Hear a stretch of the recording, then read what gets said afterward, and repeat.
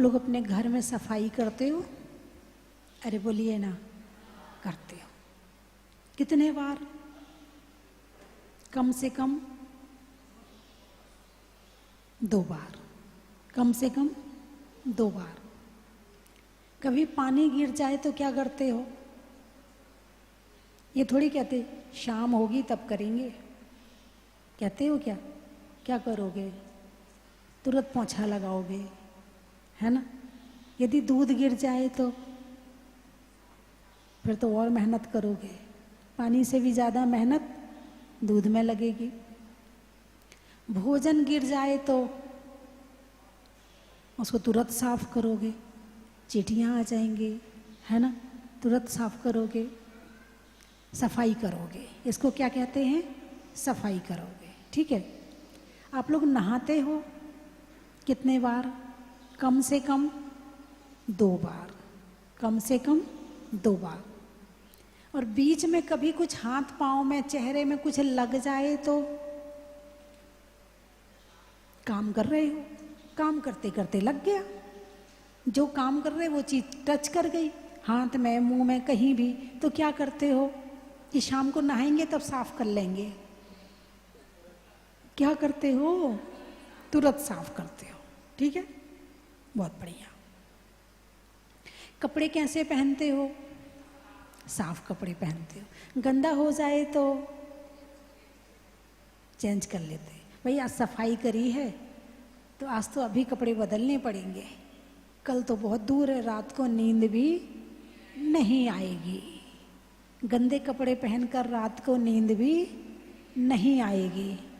कुछ लोग तो जब यात्रा पर निकलते हैं तो अपनी बेड शीट साथ में लेके निकलते हैं, अपनी तकिया साथ में लेके निकलते हैं।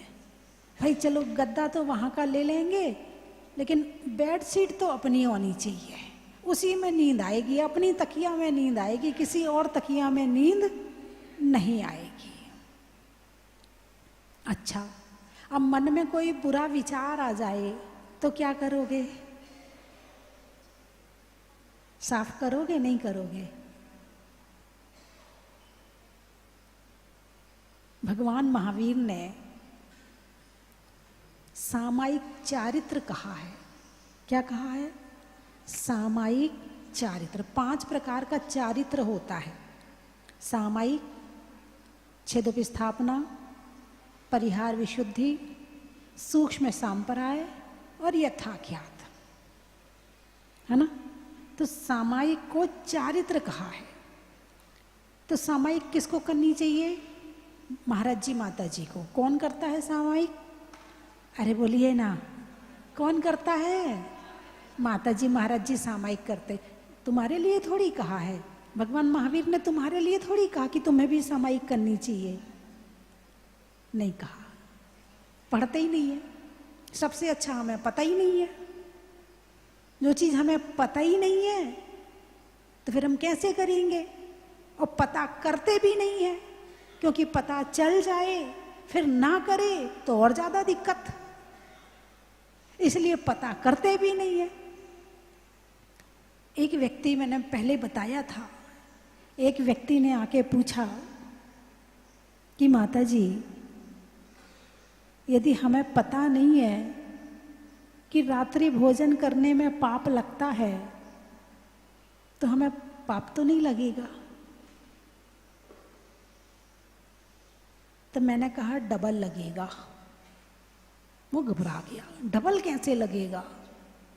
मैंने कहा बिजली का तार बीच में से कहीं से खुला है, और यदि तुम्हें पता नहीं है फिर उस तार को पकड़ोगे तो करंट कितना लगेगा?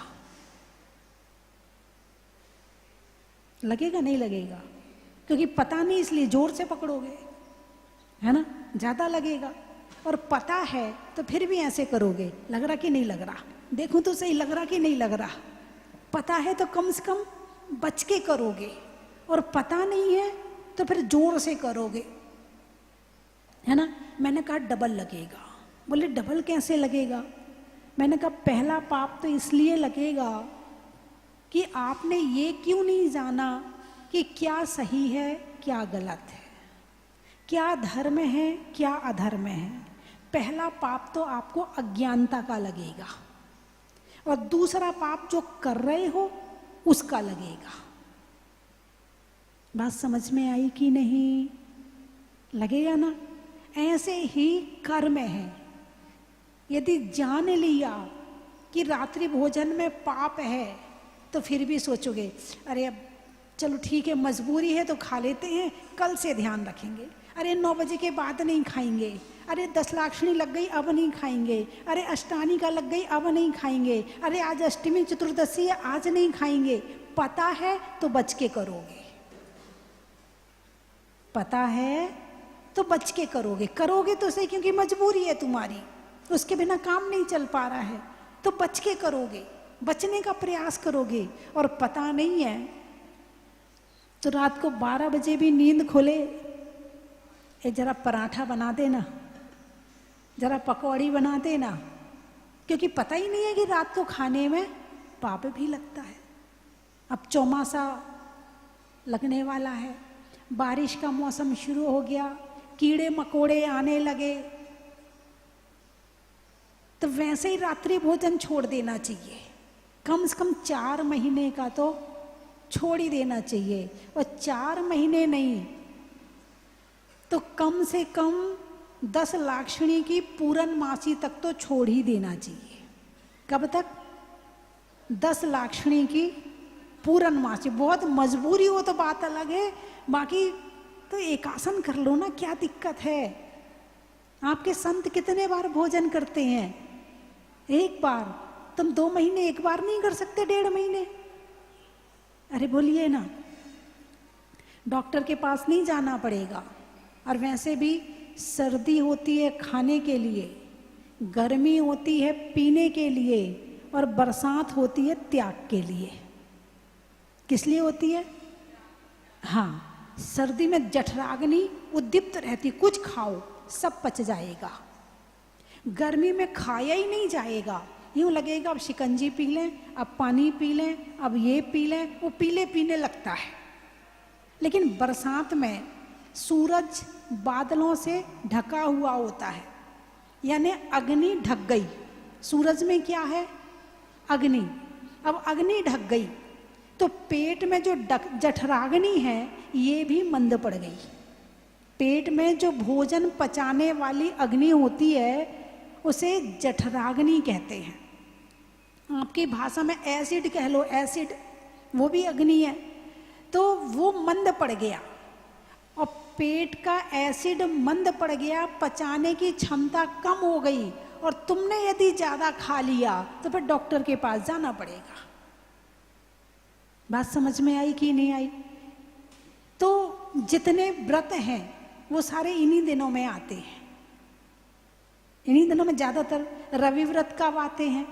इन्हीं दिनों में आते कि इन 4 महीनों में जो 9, अभी जो सप्तमी के बाद, आज के बाद से जो भी रविवार, आज से जो भी रविवार आता है उस रविवार से लेकर 9 रविवार तक व्रत करना। कितने रविवार? 9 रविवार। और उसमें रवि व्रत की पूजा करना, हर जिनवाणी में मिल जाएगी। रवि व्रत की पूजा करना, ऐसा 9 साल तक करना। कितने साल तक करना? 9 साल तक करना। इसको कहते हैं रवि व्रत, है ना। आज से, आज क्या है? आषाढ़ शुक्ला सप्तमी। आज से नमोकार मंत्र के व्रत लिए जाते हैं।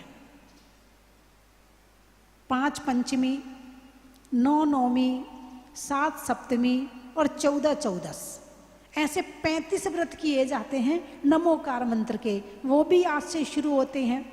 कल से अष्टानी का पर्व शुरू हो जाएगा, है ना।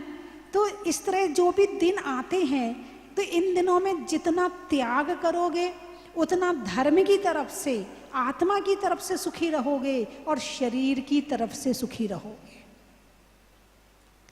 और नहीं मानती जिह्वा, नहीं मानता मन, तो खाओ फिर दवाइयाँ। मैंने तो अभी कल परसों ही कहा था, यदि भोजन को दवाई की तरह नहीं किया तो दवाई भोजन की तरह करनी पड़ेगी। कहा था ना, आप लोगों ने सुना होगा। हैं। तो इसीलिए, लेकिन ऐसा नहीं है कि मैंने कहा कि भोजन को दवाई की तरह करो तो डाइटिंग शुरू कर दो। मैं डाइटिंग करने नहीं कह रही, डाइटिंग करने में उद्देश्य शरीर है और व्रत उपवास करने में उद्देश्य आत्मा है। डाइटिंग करने में दिखावा है, हमें पतले होना है, स्लिम होना है, लेकिन व्रत उपवास करने में परिणामों की विशुद्धि है, आत्मा की विशुद्धि है। यदि आत्मा की विशुद्धि के लिए करोगे तो दोनों काम होंगे, और डाइटिंग करोगे तो भूखे मरोगे। क्या डाइटिंग करोगे तो भूखे मरोगे? भूखा रहना डाइटिंग है, लेकिन त्याग व्रत उपवास करना धर्म है। डाइटिंग करना अधर्म है और व्रत उपवास करना धर्म है। सप्ताह में 1 दिन उपवास कर लो ना, जितना 6 दिन में खाया है सब बैलेंस हो जाएगा। भाई आपको लगता है कि आज हमने मीठा ज़्यादा खा लिया, कभी घी ज़्यादा खा लिया, कभी तेल ज़्यादा खा लिया, अब इसको बैलेंस कैसे बनाएं? तो इसका बैलेंस है, 1 दिन उपवास करो, उस दिन पूजा करो, व्रत करो, माला फेरो, स्वाध्याय करो, दिन भर भी धर्म में रहेगा, और जो तुम्हारा शरीर में ज़्यादा हो गया था वो भी बैलेंस हो जाएगा। 4 महीने का रात्रि भोजन छोड़ दो, आधा बैलेंस वही हो जाएगा, है ना। तो बात चल रही है सामायिक की, ये बीच में भोजन आ जाता है। तो आप लोगों को अच्छी लगी मेरी बात? तो 2 महीने के लिए रात्रि भोजन कौन कौन छोड़ सकता है? 10 लाक्षणी की पूर्णमासी तक। चलो महिलाएं, खाती हो आप लोग? खाती नहीं है तो त्यागी कर दो, ठीक है। जो खाता है वो हाथ उठाए, ठीक है। अष्टानी का पर्व में नहीं खाएंगे, 10 लाक्षणी पर्व में तो वैसे ही नहीं खाते हो, अष्टमी चतुर्दशी नहीं खाएंगे, है ना। अब इन 4 महीने के लिए आलू नहीं खाएंगे, है ना, प्याज नहीं खाएंगे। जितना कम खाओगे उतना त्याग धर्म होगा और शरीर स्वस्थ रहेगा, है ना। बाजार का मत खाना, क्योंकि ये बाजार वाले लाइट जल रही है, रात में बना रहे तुम्हारे लिए, कितने चींटे गिर गए, कितने मकोड़े गिर गए, कितनी चींटियां चली गई, कितना उनने घोल घाल के पीस पास के वो दे दिया तुम्हें, लो खाओ, मशीन में से निकाल के गरम गरम खाओ, गरम गरम चींटे खाओ। अब पता नहीं है तुम्हें कि उसमें क्या क्या है। जिस चीज में पता ना हो कि इसमें क्या पड़ा हुआ है वो चीज नहीं खानी चाहिए। यदि आपका ये नियम है तो आप बहुत सारी विपत्तियों से, बहुत सारी बीमारियों से बच जाओगे। और आप केवल जिह्वा के स्वाद के लिए खा रहे हो तो फिर तो जो होना है, फिर तो केमिस्ट की दुकान खुली हुई है और डॉक्टर बैठा हुआ है और उन सब की सेटिंग चल रही है, जो जांच की मशीनें होती हैं उन सब की सेटिंग चल रही है। तुम्हारा नोट जाते जाएंगे और वो कमाई करते जाएंगे, पर्चे उनके बनते जाएंगे। उस दुकान से लेना, दूसरी जगह से मत लेना, ये सब अपनी कमाई कर रहे हैं, क्योंकि जीवन में संयम नहीं है। क्या नहीं है? संयम नहीं है। तो सामायिक, जैसे घर में गंदगी होती है तो सफाई करी जाती है, जैसे शरीर में गंदगी होती है तो स्नान किया जाता है, वैसे ही दिमाग में गंदगी होती है तो उसके लिए सामायिक करी जाती है। क्या करी जाती है? सामायिक करी जाती है।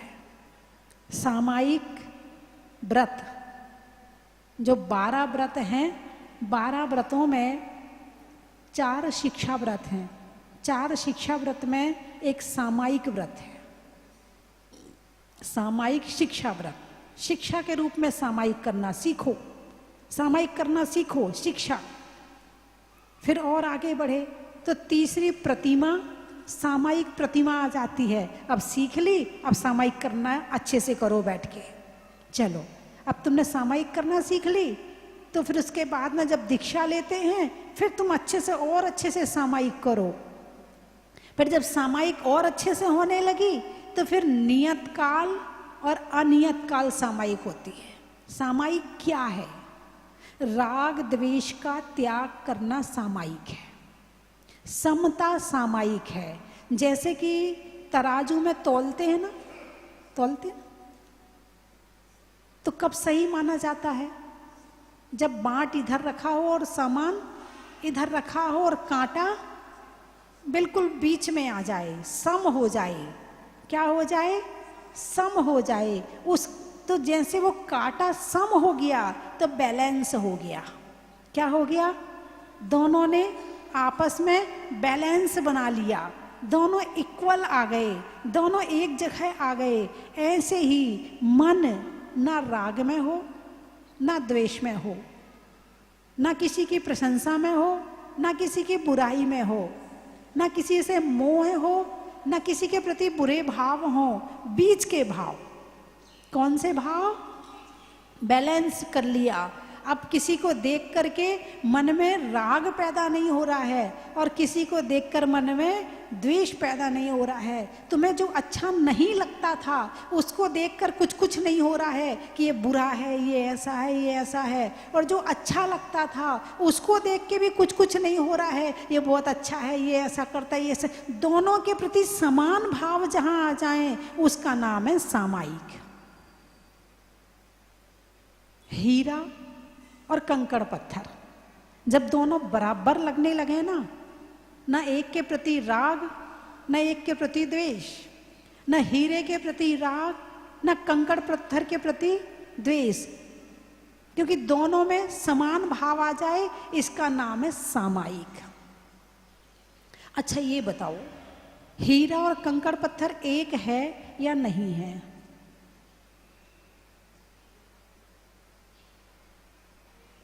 हीरा और कंकड़ पत्थर एक है या नहीं है? अरे बोलिए ना, कैसे एक है? दोनों ही पत्थर है, दोनों ही पत्थर है। दोनों का जन्म एक जगह होता है। पन्ना में हीरा निकलता है, एक पन्ना शहर गांव है, वहां पे हीरा निकलता है। पन्ना वाले आए, हीरे का काम था, उनका खदान थी उनकी, तो जिज्ञासा थी कि भाई कैसे निकलता है। तो जैसे ये नदी बह रही ना, नदी है ना, ऐसे इस जमीन के नीचे कंकड़ की नदी है। किसकी? पानी नहीं है उसमें, केवल कंकड़ कंकड़ कंकड़ कंकड़ कंकड़ कंकड़ बड़ी लंबी दूर तक भरे हुए हैं। बोले हम कंकड़ निकलवाते हैं, फिर कंकड़ को पानी में डाल देते हैं, फिर उसे जो स्टाफ है वो उसको पाँव से उसकी मिट्टी हटाता, उसमें पाँव से खूंदता है उसको, कूदता है उसको। उसके बाद में वो कंकड़ निकाले जाते हैं। फिर तुम जैसे चावल बीनते हो ना, ऐसे एक एक चावल जैसे के कंकड़ बीने जाते हैं और उसमें कहीं जाके एक हीरा निकलता है। तो दोनों का जन्म स्थान, दोनों भाई भाई हैं कि नहीं है? कंकड़ पत्थर और हीरा भाई भाई हुए कि नहीं हुए? अरे बोलिए ना। लेकिन आपकी दृष्टि में हीरा बढ़िया है, कंकड़ खराब है, बस यही उसकी कीमत बढ़ जाती है और उसकी कीमत घट जाती है, जबकि हैं दोनों बराबर, एक ही जगह रहते हैं, एक ही जन्म स्थान है। क्वालिटी भी दोनों की बस थोड़ी अंतर पड़ जाता है। एक गोरा है, एक गोरा नहीं है, एक में थोड़ी सी चमक है, एक में थोड़ी सी चमक कम है, इतना ही अंतर है, इससे ज्यादा अंतर नहीं है ना। तो जब हीरा और कंकड़ पत्थर में समानता नजर आने लगे, दोनों के प्रति ना राग ना द्वेष, ना अच्छा ना बुरा, ना मेरा है ना तेरा है। कंकड़ मिला तो फेंक दिया, हीरा मिला तो उठा के अंदर रख लिया, ये भाव खत्म हो जाए, उसका नाम है सामायिक। और अकेले हीरे के लिए नहीं, संसार की हर वस्तु के लिए और संसार के हर व्यक्ति के लिए, दुश्मन और मित्र में जब समान भाव आ जाए, एक ने तुम्हारा बुरा किया है और एक ने तुम्हारा अच्छा किया है, दोनों में जब समान भाव आ जाए, इसका नाम है सामायिक। तो 3 बार सामायिक करना, यदि 12 से 1 के बीच में भी यदि एक माला भी फेर लो तो भी बहुत अच्छा लगेगा। 12 से 1 के बीच में टाइम मिलता है कि नहीं मिलता? आप दुकान में बैठे हो, भाई ग्राहक नहीं है, खाली बैठे हो, तो 12 से 1 के बीच में एक माला फेर लो। हो सकता है क्या? ग्राहक ना हो तो बोलिए ना। खाली बैठे, अकेले बैठे हैं, क्या करोगे? मोबाइल चला रहे, मूवी देख रहे, सीरियल देख रहे, गड़बड़ कर रहे, एक माला फेर कर लो, गड़बड़ एक माला फेर लेना। चलो गड़बड़ के लिए मैं कुछ नहीं कह रही हूं, लेकिन एक माला जरूर फेर लेना 12 से 1 के बीच में। हो सकता है क्या? कौन कौन कर सकता है? 12 से 1 के बीच में एक माला फेरना है बस, है ना। और शाम को देखो, शाम के समय हो जाए तो बहुत अच्छी बात, नहीं तो वो खाने पीने में समय ज़्यादा रहता है, उस समय नहीं हो पाती। चलो 2 बार की कर लो, एक कर लो सुबह की और एक कर लो 12 से 1 के बीच की, ठीक है। चलो जो टीवी में देख रहे हैं वो भी हाथ उठा लिया, बहुत बढ़िया, उठा लिया। मुझे पता है सारे हाथ उठाते हैं, है ना। तो ये 2 आपने सामायिक नहीं करी, लेकिन कहीं ना कहीं सामायिक की शुरुआत हो गई। आपके अंदर एक बीज आ गया, किसका? सामायिक का। आज आपने माला फेरी है, एक दिन आएगा यही माला आपको सामायिक तक ले जाएगी।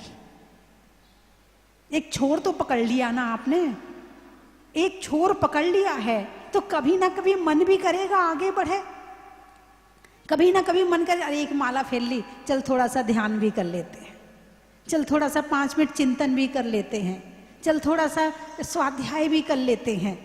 ऐसा मन में विचार आना प्रारंभ हो जाएगा। तो आपने छोर पकड़ लिया है तो एक दिन दूसरा छोर भी मिल जाएगा। परमात्मा, जिस परमात्मा का नाम ले रहे हो, नमोकार मंत्र में अरिहंत का, सिद्ध का, आचार्य का, उपाध्याय का आपने नाम लिया है, अब ये आपको दूसरे छोर तक पहुंचा देंगे। तो कितने बार सामायिक करनी चाहिए? 3 बार। किसको? किसको करनी चाहिए सामायिक? श्रावक को, है ना। प्रतिमा किसकी? 11 प्रतिमा किसकी होती हैं? श्रावक की। तो दूसरी प्रतिमा में सामायिक बताई वो किसकी है? श्रावक की है। तीसरी प्रतिमा में सामायिक बताई वो किसकी है? श्रावक की है। और जिस श्रावक की प्रतिमा नहीं है उसे एक सामायिक तो रोज करना ही चाहिए। एक प्रतिमा से 2 सामायिक होती है, तीसरी प्रतिमा से 3 सामायिक होती हैं, और बिना प्रतिमा वाले के 1 सामायिक होती है। एक सामायिक तो करना ही चाहिए, ही लगाओ, ही भी नहीं लगाओ, ही लगाओ कि एक सामायिक तो करना ही चाहिए, ताकि तुम्हारे घर में जितना दिमाग में दिन भर का कचरा इकट्ठा हुआ है, साफ, कम से कम एक बार तो सफाई करो। यदि तुम दिन में एक बार भी सफाई नहीं करोगी दिमाग की, तो दिमाग में कचरा इकट्ठा हो जाएगा, और जहाँ कचरा होता है वहाँ बदबू होती है, नेगेटिव ऊर्जा होती है। और जो सामायिक नहीं करता है तो उसके दिमाग में बुरे बुरे विचार आते हैं, उसे डिप्रेशन, टेंशन और ये सारी बीमारी होने का कारण क्या है? सामायिक नहीं करना। घर की सफाई करने में बहुत आगे है, शरीर को चमकाने में बहुत आगे हैं, लेकिन दिमाग गंदा है। घर में कलेश क्यों है? घर में लड़ाइयां क्यों होती हैं? तलाक क्यों हो रहे हैं? अरे बोलिए ना, इतना साफ घर है फिर भी तलाक हो जाते हैं, इतने साफ कपड़े पहनते हो फिर भी तलाक हो जाते हैं, इतना साफ शरीर रखते हो फिर भी तलाक हो जाते हैं। ये सब ना भी हो तो चल जाएगा, ये साफ रहे। यदि तुम्हें टेंशन, डिप्रेशन, ओवर थिंकिंग, इस तरह की बीमारियों से बचना है तो एक सामायिक बैठकर बिल्कुल, और उस सामायिक में कुछ नहीं करना, केवल चिंतन, मनन, ध्यान और परमात्मा का ध्यान जाप के रूप में कर सकते हो। उसमें किसी को याद नहीं करना है, 24 घंटे में एक समय ऐसा हो जिस समय केवल मैं अकेला, कोई दूसरा ना हो, सेकंड पर्सन शरीर भी ना हो, केवल आत्मा हो। 12 भावनाओं का चिंतन करो, 16 कारण भावनाओं का चिंतन करो। आप पूजा करते हो, कोई लाइनें आपको अच्छी लगती हैं, उस पर चिंतन कर लो। कोई भजन बोलते हो, भजन सुनते हो, उस पर चिंतन कर लो। तत्वार्थ सूत्र पढ़ा है तो कोई सूत्र पे चिंतन कर लो। रत्नंद श्रावकाचार्य पढ़ा है तो उसके श्लोक पे चिंतन कर लो। बहुत मैटर है आपके पास। किसी की अर्थी आपने देखी है तो उसकी अर्थी पे चिंतन कर लो। किसी के घर में कलेश हो रहे हैं तो उस पर चिंतन करो, क्यों हो रहे हैं इनके घर में कलेश। सामायिक में बैठकर ये करना है। पूर्व दिशा की तरफ मुख करके सबसे पहले क्या करना, पंच परमेष्ठी को नमस्कार करके 9 बार नमोकार मंत्र पढ़ के सिद्ध भक्ति पढ़ना। फिर दक्षिण दिशा में, पश्चिम दिशा में, फिर उत्तर दिशा में, फिर उत्तर या पूरब में करके फिर अपने बैठ जाना आंख बंद करके, फिर लग जाना अपने आप में, शिखर जी चले जाना। इसका नाम है सामायिक। तो टेंशन होने का कारण, अरे बोलिए ना, दिमाग की सफाई नहीं करते हो। डिप्रेशन होने का कारण, दिमाग की सफाई नहीं करते हो। ओवर थिंकिंग होने का कारण, दिमाग की सफाई नहीं करते हो। तुम खुद भी करना और अपने बच्चों को भी सिखाना। क्या आजकल के बच्चे बहुत शिकार हो रहे हैं इन सब चीजों के। यदि बच्चों को आपने गिफ्ट के रूप में सामायिक करना सिखा दिया तो आपके बच्चे जिंदगी भर सुखी रहेंगे। और आपने यदि बच्चों को सामायिक करना नहीं सिखाया तो वो जिंदगी भर परेशान रहेंगे, चाहे लड़की हो चाहे लड़का हो। सामायिक में अपने आप को ठंडा किया जाता है, सामायिक में अपने आप को शांत किया जाता है, सामायिक में सारी उथल पुथल शांत करी जाती है। सामायिक में जितनी लहरें उठ रही उन्हें ठंडा किया जाता, बस खत्म, कोई इच्छा नहीं, कुछ नहीं। बस भगवान को सामने रखो और देखो कि भगवान कैसे हैं और मैं कैसा हूं। यदि ऐसी सामायिक आपने कर ली तो फिर आपको क्या क्या नहीं करना पड़ेगा, डिप्रेशन, टेंशन जैसी बीमारियों का सामना नहीं करना पड़ेगा। तो करोगे एक सामायिक? अरे बोलिए ना, एक सामायिक कर लोगे? कितनी देर की होती है एक सामायिक? 2 घड़ी की। कितनी देर की? 2 घड़ी की। तो एक घड़ी कितनी देर की होती है? 24 मिनट की एक घड़ी होती है। सामायिक का काल कितना है? जघन्य काल 2 घड़ी है। तो 24 से डबल करो, कितना हुआ? 48 मिनट। कितना हुआ? 48 मिनट। आप पहले 24 मिनट की शुरू करो। चलो आप पूरी नहीं कर पाओगे, 48 मिनट बहुत देर लगेगी आपको, तो आप 24 मिनट से शुरू करो। एक सामायिक 24 मिनट की, एक घड़ी तो बैठो। एक घड़ी, कितनी घड़ी? 24 मिनट की एक घड़ी। तो कर लोगे आप लोग? कौन कौन करेगा? हाथ उठाओ अच्छे से। जो अपने आप को सुखी करना चाहते वो ही हाथ उठाना। जो दुखी रखना, डिप्रेशन, टेंशन में रहना चाहते वो हाथ मत उठाना। चलिए उठाइए हाथ। और ये भी बता दिया मैंने कि सामायिक में क्या करना है, ये भी बता दिया साथ में, है ना। जो लोग टीवी में देख रहे हैं वो भी हाथ उठा ले। ठीक है, तो आज मैंने आपको गिफ्ट दी है। क्या दी है? ऐसी गिफ्ट आज तक किसी ने दी आपको? आप लोगों की शादी में दहेज मिला होगा, ऐसी गिफ्ट मिली? अरे बोलिए ना, नहीं दी ना आपकी मम्मी ने? यही तो दिक्कत है। ये मम्मियाँ धन पैसा तो देती हैं, धर्म नहीं देती हैं। तुम्हारे पिताजी ने बंटवारा किया होगा तो क्या दिया था? धन दिया था, धर्म दिया नहीं दिया? कौन दे रहा है? चलिए, मैंने जो दिया है उसे संभाल के रखना और उसका उपयोग करना। धन से जीवन सुखी हो ना हो, मगर सामायिक से जीवन सुखी गारंटी से हो जाएगा। ठीक है, समय बहुत हो गया। सामायिक पर अभी आज चर्चा खत्म नहीं हुई है, अभी कल भी चलेगी, और कल पूरी नहीं हुई तो परसों भी चलेगी। अभी चारित्र पे चर्चा कई दिन तक चलेगी कि चारित्र क्या है, सामायिक में बैठकर क्या किया जाता, सही क्या है गलत क्या है, मैंने क्या सही किया, दिन भर का अपना लेखा जोखा करो कि आज मैंने क्या गलत किया क्या सही किया, उस पर निर्णय लो, है ना। तो निर्णय लेने की क्षमता भी बढ़ जाएगी, है ना। चलिए मैं 3 चीजें बोलूंगी, आपको कहना बड़ा ही महत्व है। घड़ी में टिक टिक का, नहीं करने में चिक चिक का, और करने में प्रतिदिन सामायिक का।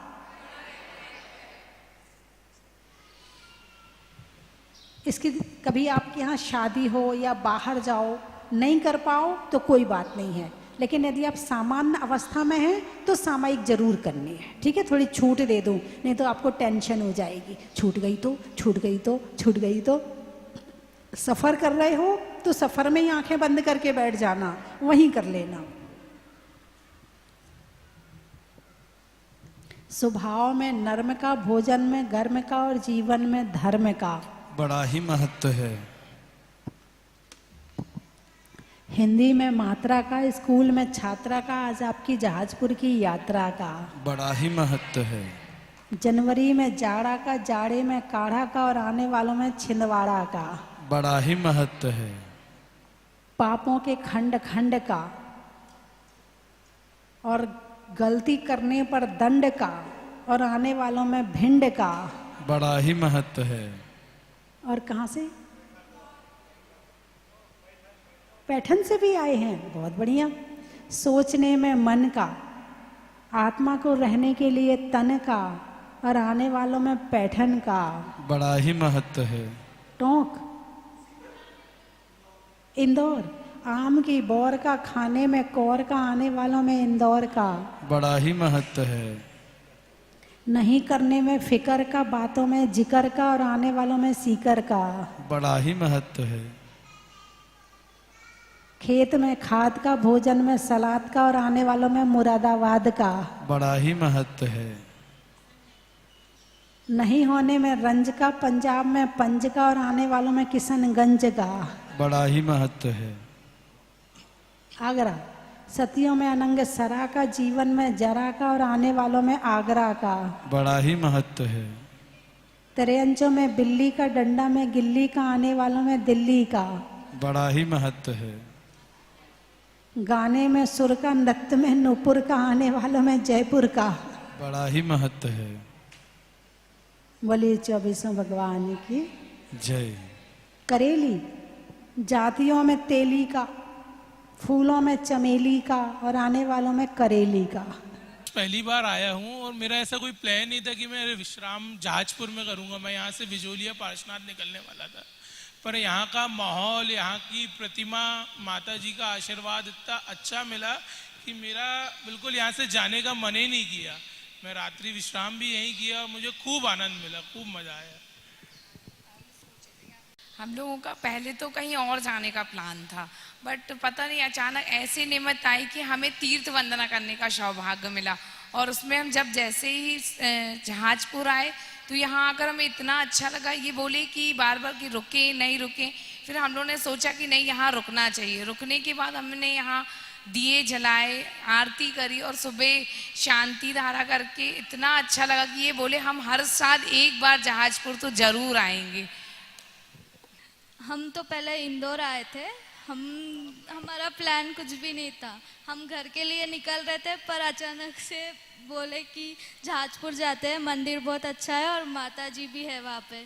तो फिर रात में ही आए, विश्राम भी यही किया, तो बहुत अच्छा लगा। रूम्स वगैरह भी बहुत अच्छे थे, मंदिर भी बहुत अच्छा है।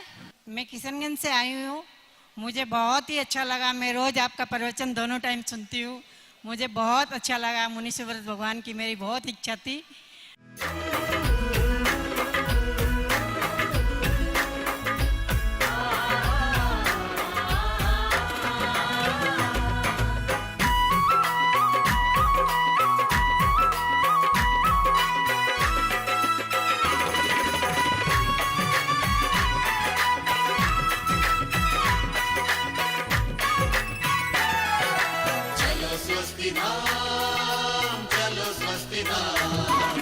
आओ स्वस्ति धाम, चलो स्वस्ति धाम।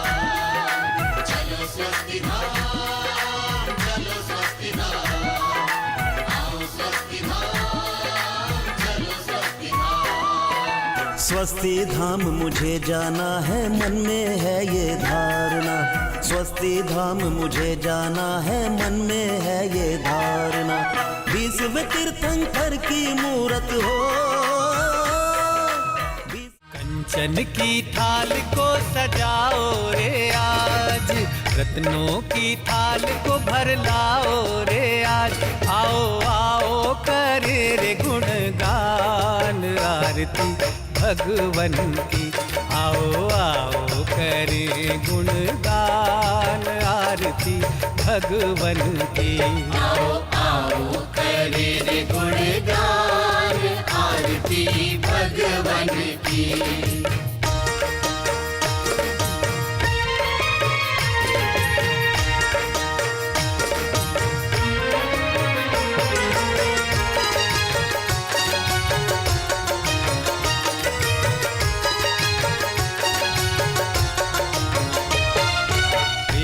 सुमित्र के राज दुलारे, माँ पद्मा जी के नैनों के तारे।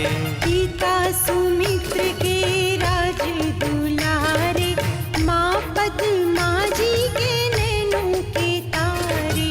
राजगृही में जन्म लियो आप, राजगृही में जन्म लियो आप। आओ आओ मनाए खुशी आज आरती भगवन की।